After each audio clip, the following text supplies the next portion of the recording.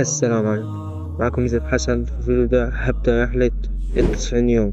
بعد تكون 90 يوم من النهاردة. عايز منكم تشجيع وتشاركوا معنا في التحدي. التحدي ده يكون لمدة 90 يوم. أعمل أهداف في التحدي، هم 7 أهداف وبإذن الله حققهم. في تحط أهداف براحتك. أول تحدي معانا هو أجيب أعلى درجات في الاختبارات الدراسية من مدرسة ودروس. وتاني حاجة التزام في الصلاة وقراءة القرآن والأذكار. وتالت حاجة الوصول من 1100 أو حاجة لو كنت مشترك إلى 2500 مشترك أو 3000 مشترك في اليوتيوب.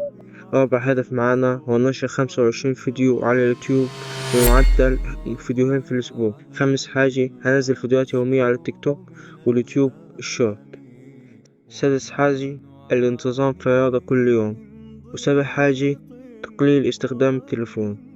وأهداف تانية بس وقت الفيديو، وانت تقدر تحط أهدافك براحتك.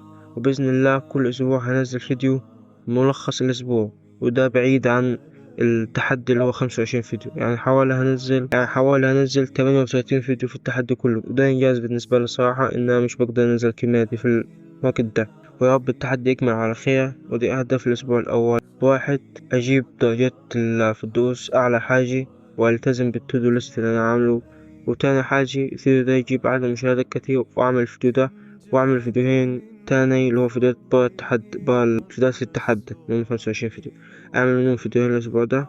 وتاني حاجة التزم بالصلاة وورد القرآن والأذكار كل يوم بإذن الله. والتزم بالرياضة برضه كل يوم في الصبح، حتى أعمل رياضة. وأنا حاليا صاحي الصبح بدري، وبإذن الله هعمل رياضة في الوقت ده. وبإذن الله هعمل رياضة في الوقت ده. لما انزل الملخص بتاع الاسبوع لو لقيت حاجة ناقصة هيكون في عقاب. العقاب ده يكون من عندكم. عايزكم تقترحوا لي عقاب حلو، واختار اكتر عقاب واضح وسهل وواقعي اقدر اعمله.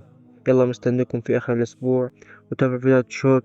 هنزل ملخص اليوم، يعني هنزل كل يوم فيديو. وادعوا لي كم التحدي على خير. يلا سلام. ومن سقم